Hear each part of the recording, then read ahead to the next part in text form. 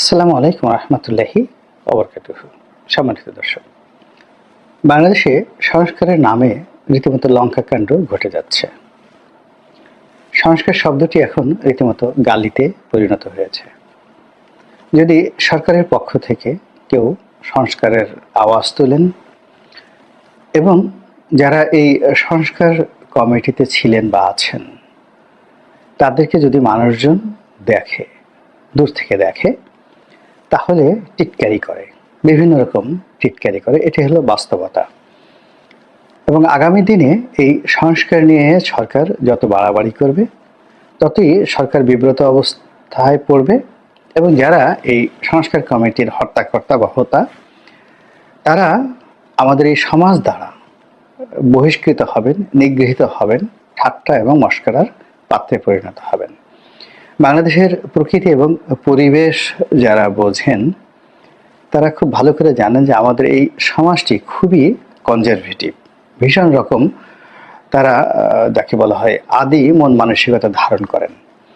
তাদের চিন্তা চেতনায় পরিবর্তন আনা কোনো অবস্থাতেই সম্ভব নয়। আমাদের দেশে অলি আল্লাহ গাউস কুতুবরা এসেছেন হাজার বছর আগে।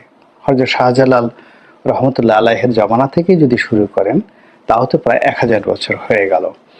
তো এরপর থেকে বিশ্ববিখ্যাত অলি আল্লাহ গাউস কুতুবরা বাংলাদেশে ইসলাম প্রচার করেছেন। আর এখন বাংলা টেকনাফ থেকে তেঁতুলিয়া পর্যন্ত 90% মুসলমানদের মধ্যে কোরআন, হাদিস, ইজমা, কিয়াস থেকে শুরু করে ওয়াজ নসিহতের যে পালা এবং পর্ব, এটি চলছে। কিন্তু তার সত্ত্বেও বাঙালির রক্তে যে এজহারে তাজাল্লুল রয়েছে, সেই জিনিসটি এখনো পর্যন্ত যায়নি।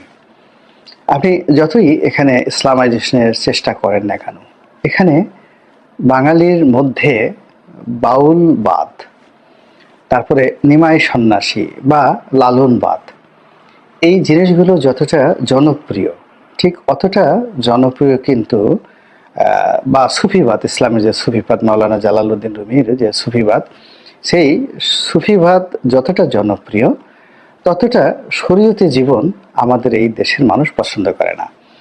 এদেশের মানুষ লাউয়ের তরকারি খায়, লাউ দিয়ে আবার ডুগডুগি বানায়, আবার সাধের লাউ যে তাকে বৈরাগী বানিয়ে ফেললো, এটা নিয়ে তারা আবার গান রচনা করে। এদেশের প্রকৃতি এবং পরিবেশ সবসময় মানুষকে উদাস করে তোলে। মানুষ মাঝে মধ্যেই আনমনা হয়ে পড়ে, তাদের অনেক কিছু মনে থাকে না। এবং আপনি যদি তাদেরকে বড় একটা আঘাত করেন, এটাও যেমন তারা মনে করে না, আবার কাউকে যদি ভালোবাসেন, অনেক কিছু দিয়ে দেন, কৃতজ্ঞ হিসেবে এই জিনিসটি দীর্ঘদিন তারা আরব জাতির মতো মনে রাখতে পারে না। তো এই যে বৈশিষ্ট্য, আমাদের দেশের এই বৈশিষ্ট্যের কারণে এখানে আসলে কোনো কালই সংস্কার হয়নি। অনেকে চেষ্টা করেছেন, বড় বড় মানুষ চেষ্টা করেছেন। এখন ডক্টর মোহাম্মদ ইউনূস, শেখ হাসিনা, খালেদা জিয়ার জমানা, ধরুন এই সময়টাতে, এদের পরে ধরুন তারেক রহমান সাহেব বা সজীব ওয়াজেদ জয়, যদি রাজনীতি হয় তাদের জমানা। তার আগে জিয়াউর রহমান, বঙ্গবন্ধু, এরশাদ সাহেবের জমানা ছিল। তো এরকম সব জমানাতেই আমরা গত 100 বছরে অনেক মহামানব পেয়েছি। শেরে বাংলা ফজলুল হক, হোসেন শহীদ সরওয়ার্দী, আব্দুল হামিদ খান ভাসানী। কিন্তু এই বাংলাদেশে একটা সময় ঈশা খান ছিলেন, মুসা খান ছিলেন, মীর জুমলা ছিলেন, মুর্শিদ কুলি খান ছিলেন, তারপর আলিবর্দী খান ছিলেন, তার আগে গিয়াসউদ্দিন আজম শাহ ছিলেন, ফখরুদ্দিন মুবারক শাহ ছিলেন, খুবই বিখ্যাত। আলাউদ্দিন হোসেন শাহ ছিলেন, তার ছেলে নুসরাত শাহ ছিলেন, তারও আগে এই বাংলায় শশাঙ্ক ছিলেন, হর্ষবর্ধন ছিলেন। পাল সাম্রাজ্য 400 বছর অন্তত পক্ষে 10 জন বিশ্বমানের শাসক ছিলেন। মহিপাল, দ্বিতীয় মহিপাল, ওনাদের মতো শাসক এই বাংলা কল্পনাই করা যায় না। এখন এই যে মহাকালে আমরা যে সকল মহামানবদেরকে পেয়েছি রাজনীতিতে, লক্ষণ সেন, বনলাল সেন থেকে শুরু করে আরো অনেকে, এরকম 100 জন আপনি যদি শ্রেষ্ঠ মানুষ ধরেন, বিশ্বাস করেন এদের কাছে হোসেন শহীদ সরওয়ার্দী, শেরে বাংলা একে ফজলুল হক, তাদের জীবনের যে সফলতা, সেই সফলতা মানে ওনাদের সফলতা যদি আপনি হিমালয়ের সঙ্গে তুলনা করেন, তাহলে হিমালয়ের পাদদেশে একটা নুড়ির মতো মনে হবে এদের সফলতা, ওনাদের সফলতা। তো তারা কিন্তু ক্ষমতায় এসে এদেশের যে কৃষ্টি এবং কালচার, মন এবং মানসিকতা, এর বিরুদ্ধে গিয়ে তারা যেটাকে ভালো মনে করেছেন সেই কাজটি করার অনেক চেষ্টা করেছেন রাষ্ট্রশক্তি ব্যবহার করে, এবং তারা সবাই ব্যর্থ হয়েছেন। এবং সেই ব্যর্থতার ইতিহাস বড় নির্মম। আমাদের এই সমাজ কোনো অবস্থাতেই নতুন কোনো কিছু গ্রহণ করে না। এটি হলো আমাদের দেশের যাকে বলা হয় ট্র্যাডিশন। তো সেই অর্থে ১-১১ সময় এরকম যে সংস্কার করার চেষ্টা করা হয়েছে, কিংবা ধরুন বঙ্গবন্ধু তার সর্বোচ্চ শক্তি নিয়ে তিনি চেষ্টা করেছেন বাকশাল করার জন্য। জিয়াউর রহমান সাহেব হানা ভোট দিয়ে একটা ব্যবস্থা করার চেষ্টা করেছিলেন। এরকম অনেক কিছু আমাদের দেশে অনেক করার চেষ্টা করেছে, কিন্তু আলটিমেটলি এ দেশের যে হাজার বছরের গণতান্ত্রিক চিন্তা চেতনা, বোধ, বুদ্ধি, এদেশের যে কৃষ্টি এবং কালচার, এদেশের যে ধর্মবোধ, অর্থাৎ এখানে মানুষ মসজিদে যাবে, তার সঙ্গে সঙ্গে কীর্তন শুনবে, আবার দুর্গা পূজাও দেখবে। তারা ওই যে সাপকে খুব ভয় পাবে। এজন্য মা মনসার পূজা যে হিন্দুরা করে, এটি সেই আবহমান বাংলার যে দরিদ্র, সে যতই ওয়াজ শুনুক না কেন, যে লক্ষ্মী পূজা, তারপরে শেষে সরস্বতী পূজা, তারপর যাকে বলা হয় এই যে মনসা পূজা, তারপর মনসা পূজার পরে আপনি দেখেন মনসা মঙ্গল কাব্য, এই জিনিসগুলো দলমত নির্বিশেষে সকলের মধ্যেই হাজার হাজার বছর ধরে একটা হৃদম তৈরি করে ফেলেছে, একটা ঐক্য তৈরি করে ফেলেছে। এখন এখানে আপনি যতই বিভেদ করার চেষ্টা করেন না কেন, এই বিভেদটা তৈরি এই বাংলাদেশের সম্ভব না। পাকিস্তানের সম্ভব, কিন্তু বাংলাদেশে এটা কেউ কখনো পারেনি। অনেকে চেষ্টা করেছে, অনেক বড় বড় সুফি সাধক থেকে শুরু করে অনেক বড় বড় ধর্মপ্রাণ শাসক আমাদের এই দেশে এসেছেন, তারা এই জিনিসগুলো পারেননি। দিনান্তে আলটিমেটলি আমাদের এই যে শুরুটা যেভাবে হয়েছিল, আমরা দ্রাবিড় বংশজাত, এখন এই দ্রাবিড় বংশজাত মানুষের হাড় কিভাবে গঠিত হয়েছে, মাংস কিভাবে গঠিত হয়েছে, অস্থি মজ্জা যেভাবে গঠিত হয়েছে, ওর সঙ্গে অভ্যাস, চিন্তা, চেতনা সবকিছু জড়িত। একইভাবে আপনি চিন্তা করেন যে এই জাতিগোষ্ঠীর গঠনে সেমিটিক জাতিগোষ্ঠী, কিংবা ধরুন অ্যারিয়ান জাতিগোষ্ঠী, যেটাকে বলা হয় আর্য জাতিগোষ্ঠী, অনার্য জাতিগোষ্ঠী, এই জাতিগোষ্ঠী ৫,০০০ বছর পরেও তাদের অভ্যাস পরিবর্তন করতে পারেনি। চৈনিক জাতিগোষ্ঠী ১০,০০০ বছরেও তারা তাদের অভ্যাস পরিবর্তন করতে পারেনি। এরকম অনেক জায়গাতে আছে ১০,০০০ বছর ধরে ধরে তারা তাদের সেই ইতিহাসকে, ঐতিহ্যকে লালন করছে। পৃথিবী পরিবর্তন হয়ে গেছে, কিন্তু তারা পরিবর্তন হয়নি। আপনি অস্ট্রেলিয়াতে যান, একই অবস্থা, আমেরিকাতে যান, ইংল্যান্ডে যান, একই অবস্থা। তো আমাদের এই যে যারা সংস্কার করবেন, এই সংস্কার করার ক্ষেত্রে বাঙালির যে নৃতাত্ত্বিক বৈশিষ্ট্য এবং ইতিহাসের বিভিন্ন প্রেক্ষাপটে প্রতি ১০০ বছর পর পর আমাদের যে পরিবর্তনগুলো হয়েছে, ভৌগোলিক পরিবর্তন হয়েছে, রাজনীতির পরিবর্তন হয়েছে, ধ্যান ধারণার পরিবর্তন হয়েছে, এমনকি পোশাকের পরিবর্তন হয়েছে, এমনকি চেহারার পরিবর্তন হয়েছে এভরি 100 ইয়ার্স। তো এই সময়টাতে আমরা যে ব্যবহারগুলো করেছি, আগামী ১০০ বছর পরে আমরা ঠিক এই ব্যবহারগুলোই করব। তো সেই দিক থেকে আমাদের এই সমাজ কখনো যাকে বলা হয় এই সংস্কারকে খুব সহজভাবে গ্রহণ করেননি। তো সেই দিক থেকে দেখুন এখন সংস্কার একটা গালিতে পরিণত হয়েছে। দ্বিতীয়ত, এই যে বিভক্তি, আমাদের এই সমাজ এখনো ইউরোপের মতো বিভক্তি মেনে নেয়নি, কোনো অবস্থাতে বিভক্তি মেনে নেয়নি। এমনকি ভারত, সেখানে তাদের যে অসংখ্য জাতিসত্তা, তারপরে তাদের মধ্যে অসংখ্য বিভক্তি থাকা সত্ত্বেও তারা কিন্তু ফেডারেল যে সিস্টেমটি যেভাবে কাজ করছে কানাডাতে, ফেডারেল সিস্টেম যেভাবে কাজ করছে অস্ট্রেলিয়াতে বা আমেরিকাতে, ভারতের ফেডারেল গভর্নমেন্ট কিন্তু ওভাবে কাজ করছে না। ওভাবে কাজ না করার কারণে কি হলো, ভারতের যে অমিত সম্ভাবনা, যে সম্ভাবনাটা মুঘল আমলে ছিল, সেন্ট্রাল গভর্নমেন্টের মাধ্যমে মুঘল আমল এবং সুলতানি আমল, এমনকি ব্রিটিশ জামানা, অর্থাৎ পুরো সেই যেদিন কুতুবউদ্দিন আইবেক দিল্লির সিংহাসনে বসলেন, সেই দিন থেকে একেবারে লর্ড মাউন্ট ব্যাটেনের জমানা পর্যন্ত পুরো ভারতে একটা ফেডারেল সিস্টেমের পরিবর্তে একটা সেন্ট্রাল সিস্টেম কাজ করেছে। তারা সুবিধার্থে কখনো কখনো প্রেসিডেন্সিকে মানে প্রশাসনিক কর্মকাণ্ডকে দুই ভাগ করেছে।